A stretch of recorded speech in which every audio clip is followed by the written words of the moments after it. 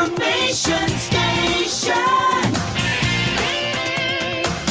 WTIM. It's the WTIM Morning Show. I'm Avery Cooper, your host. Your stream brought to you by Landmark of Taylorville, where you always do better with Landmark.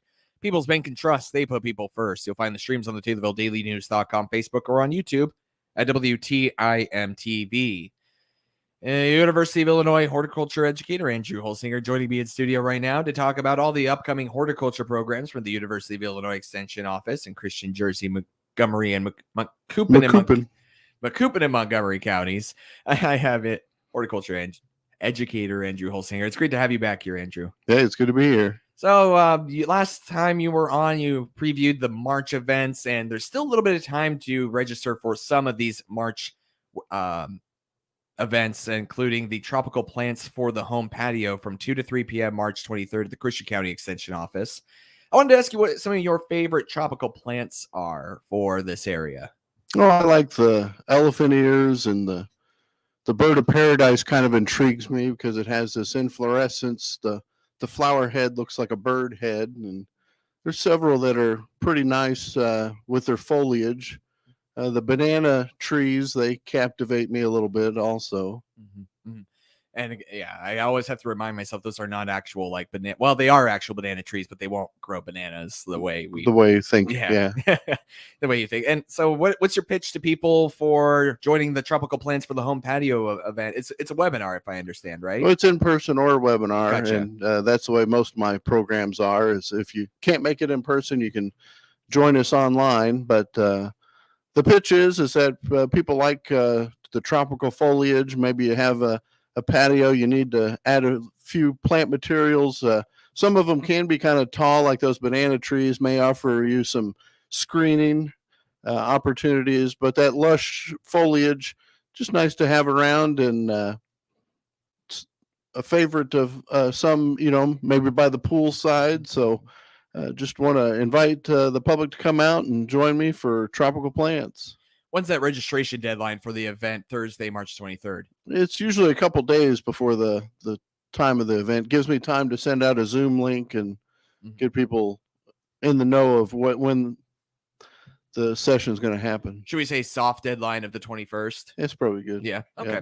Yeah. So get that in and extension, or you could go to go.illinois.edu/CJMM events. And also, that's also where you could go for the raised bed gardening series, March 28th. That would be Tuesday, the 28th, from 1 to 2 p.m. in Macoupin County Extension Office. Andrew, what are some of your favorite things to garden in a raised bed, whether that's crops, fruits, veggies, or flowers, or otherwise? Well, the raised bed, it makes vegetable gardening a little bit easier because you don't have to bend down as much, and raises that bed up to your ease of access. So I like that. Makes it, a whole lot easier to pick some vegetables and to plant them. Just the whole overall scheme of things is a little bit better. And then, it also affords a lot of weed-free opportunity because you don't have the native weed seeds that have built up maybe in the lawn or landscape or things of that nature. So usually does pretty good for people to transition to raised bed gardening, and just a nice decorative feature for your landscape as well. What kind of materials would you recommend collecting if you want to create a raised bed? Oh, there's a variety of opportunities for materials you could use. I've seen some that have like a wooden frame and metal panels. There's others that are just made out of stonework. So if you had some of those larger pavers, concrete blocks have even been used in the past. So just depending on what your budget is and what materials you have available, it's pretty easy to put together a raised bed and add that to your landscape. And again, that event is coming up March 28th from 1 to 2 p.m. That is a Tuesday. So I would register probably before the weekend of the 25th and 26th to make sure that Andrew has your information and could send you the proper information as well. Shifting to March, Andrew, you take a week or so off from your programming just to catch up and plan ahead. And then the second full week of April, I think I said shifting to March, but shifting to April, Macoupin County, you have a pruning trees and shrubs series coming up 1 to 2 p.m. April 11th. Andrew, we've talked a bit about pruning trees around this time of year, but we kind of haven't talked a ton about shrubs. So I guess I want to know is what kind of differences are there between pruning your trees versus pruning their shrubs, if there are any differences? Well, there are some differences. Shrubs, we look at the flowering capacity of shrubs a lot more than we do with trees. Trees, the flowers a lot of times are inconspicuous. You don't really notice them for the most part. There are some flowering trees, but for the most part, your shrubs, they can have a flowering capacity. And so you have to keep that in mind whenever you're pruning. A lot of your spring flowering shrubs, you want to wait until after they've bloomed and then do your pruning. That way you don't remove that floral display. And some shrubs may need some renovation. Maybe they don't look as great as they have in the past. So shrubs like spirea, you can cut that back close to the ground and then rejuvenate that plant and have it come back looking better than ever. Fantastic. Andrew, before we continue on, I wanted to congratulate you on picking up an award from you'll have to remind me, but basically these programs that you've been teaching for quite some time have picked up a lot of recognition in the area, and they're teaching a lot of people about gardening and horticulture, and they recognized you for teaching them. Remind me who honored you, if you wouldn't mind me asking. So the University of Illinois Extension has an award process for each year. There's different categories that you can apply for or be nominated for an award. And so this particular award related to my involvement with the 4 Seasons Gardening webinar series. So not only do I present for that particular topic or webinar series, this past year I presented about houseplants, but it's about the evaluation process. So we, as a team of 3 educators, we worked on developing a evaluation with our evaluation specialist, and that has been quite successful and leads to information that you can gain about how well the program was received, what things can be improved, and then also allows you to get an insight on what topics that people are interested in. And so it's been very successful, and that's what my award was for. Just to summarize there, it sounds like you, and I think it was 3 other horticulture educators. Do I have that number right? 2 other. 2 others. Okay. Then created that evaluation system. And from what I understand, you were able to find out, or maybe 90% is what sticks out in my head. And that 90% of your participants said that they learned something from one of your webinars. Is that kind of along the lines of what your evaluation system picked up? So not only did we evaluate on an individual basis of the webinars, but at the end of the year, we do an overall evaluation, and that percentage, around 90%, would be the amount of actionable items that people put into place. So just because I attended a webinar, like let's say raised bed gardening, if you attend raised bed gardening, well, did I do anything with that information after I attended? So that's what we can glean from these evaluations at the end of the year. What did people put into practice? Right. And that's just an example of some of the things that you as a horticulture educator can learn when you've created this. Is this your first? I can't imagine it's your first sort of recognition. You're one of the most knowledgeable horticulture people I know. Is this your first award? No, I've had several over the years. Well, specifically, I'm sure you've worked pretty hard on this project. So how would you characterize the feeling that you have knowing that the University of Illinois Extension recognized how much work you put into this to make it happen? Well, I feel well pleased on the effort that we have put into this webinar series to have an evaluation tool that can carry on to other horticulture educators or even other program areas to be able to evaluate their programs, find out that impact, and then be able to report that back to the people that we serve. And well, again, I want to congratulate you on that. And we're going to talk a little bit more about some of your series events, including they are hybrid mostly, right? Mm-hmm. Okay, so they're hybrid events.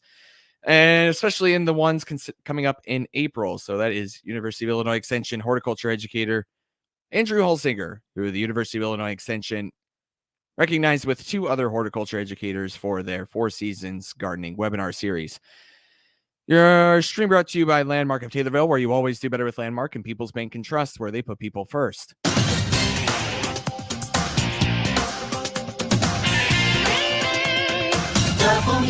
WTIM. Let's check the markets now on the RFD Radio Network. I'm Jim Taylor. Corn steady, beans lower, and wheat trading lower. May corn 6.28 3/4, up 2 1/4. July corn up 1/4, 6.12 1/2. September corn 5.46, down 2. May beans 14.81 3/4, down 7 1/2. July beans down 8 1/2, 14.66. August beans 14.22 1/4. Down 7 3/4. May Chicago wheat 6.95 1/4, down 7 1/2. July wheat down 7 1/4, 7.05 3/4. May bean meal 4.74.20, down 4.20. May bean oil 56.36, up 2 cents. Livestock market, March feeders 188.30, up a dime. April live cattle 161.50, down a nickel. April lean hogs 82.60, down $1.15. The energy market, April crude oil down $1.46, 66.15. Jim Taylor, RFD Radio Network. Hi, this is Hayden Fox, your local farmers insurance agent here in Taylorville. To learn more about our products and services, click on our icon at TaylorvilleDailyNews.com. WTIM, your ag information station, provides over 8 hours a day of agriculture programming on the air, stream live, and in podcast. Find out all the on-air and online platforms you can hear WTIM by going to TaylorvilleDailyNews.com. Central Illinois' greatest hits can be found 24 hours a day, 7 days a week at Groovy 97.3 WRAN. The Groovy Morning Show, weekdays from 7 till 9, includes 80s trivia and Central Illinois' most popular contest, Lettermania. Weekends are groovy as well, with the Saturday Request Show from 10 till 1, taking your request by phone and on the WRAN Facebook page. Plus, Throwback Nation Radio with Tony Marino Saturday nights. Rick Dees hosts the weekly Top 40 80s edition Sunday mornings, and Kent Jones rounds out the weekend Sunday nights with totally awesome 80s.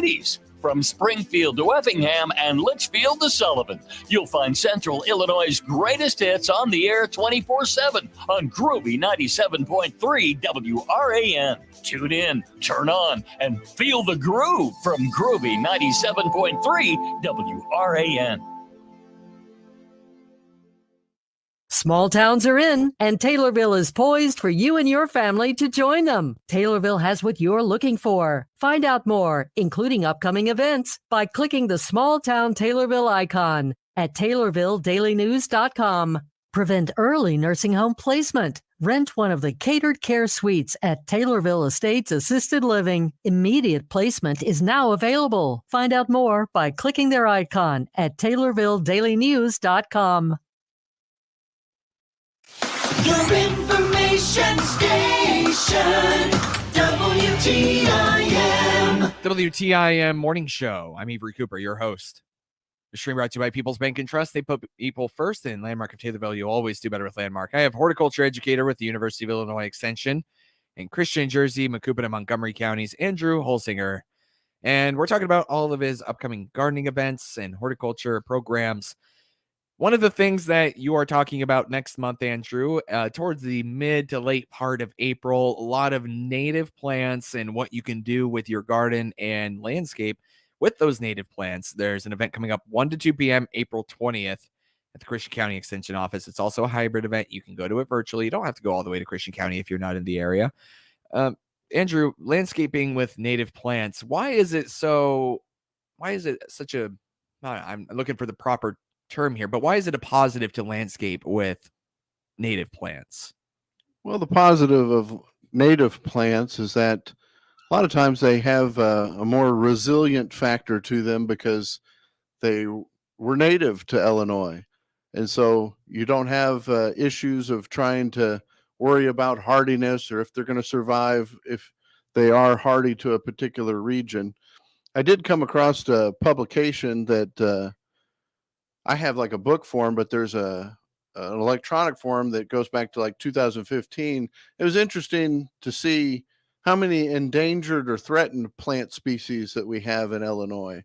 So some of these native plants, it used to be the land of the prairie where we had actual prairies that were predominant in Illinois. But a lot of these native plants, they've succumbed to all the growth and development that we've had as a state and agricultural fields being expanded. But native plants do have benefits for our insects and wildlife. So there's a lot of butterflies and moths, various kinds of pollinators that make use of our native plants. And so it's good to have that habitat available for those insects to be able to. Some are specific host plants like the milkweed for the monarch butterfly. And that's one of the things you can learn about from 1 to 2 p.m. April 20th, the Christian County Extension Office with landscaping with native plants. Then later in Macoupin County, you have your fulfill your native desires, choosing native trees and shrubs for the backyard. I can imagine that you're going to shift from the plants into, as you mentioned, the shrubs and trees. What should folks remember when they're choosing a native tree or shrub for their backyard? I think planting technique resonates with any tree that you're planting. So make sure that you're planting it correctly. And it's just nice to see some of the diversity in the landscape instead of just having one particular plant. Expand your horizons and, do some plant selection, find out what will work in your yard, and then go from there and select maybe the best native or tree or shrub that you want to plant there.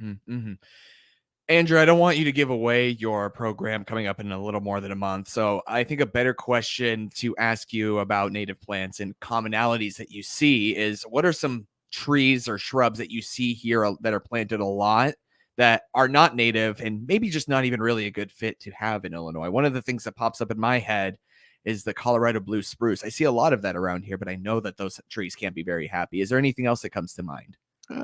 Maples are a big category of species that have been traditionally overplanted.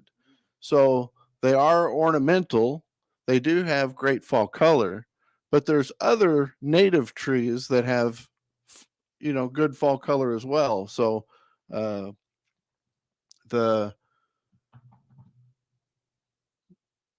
just Nyssa sylvatica, that comes to mind on the scientific name of one of the trees that has good fall color. If you can tolerate it, they do have some fruitless sweet gum trees. So you can get the sweet gum tree with the fall color without the gum balls.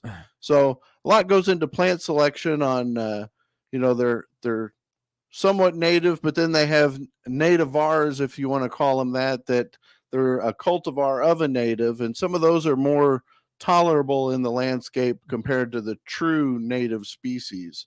Another example I find of that is the button bush.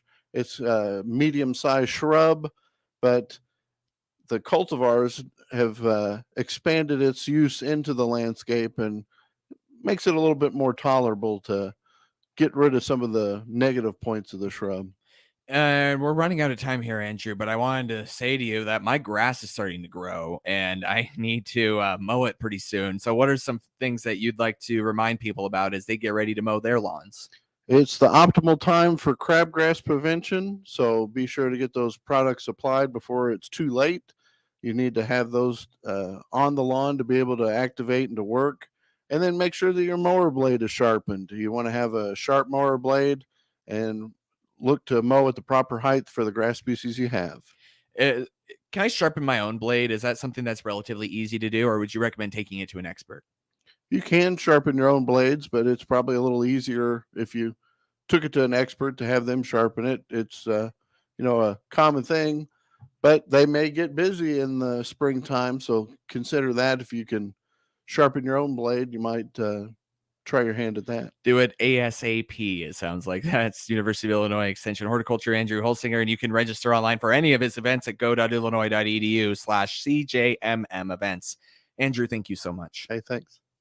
The Big 870 WTIM Assumption Taylorville, 96.1 W241 CF Taylorville, 107.5 W298 CD Shelby.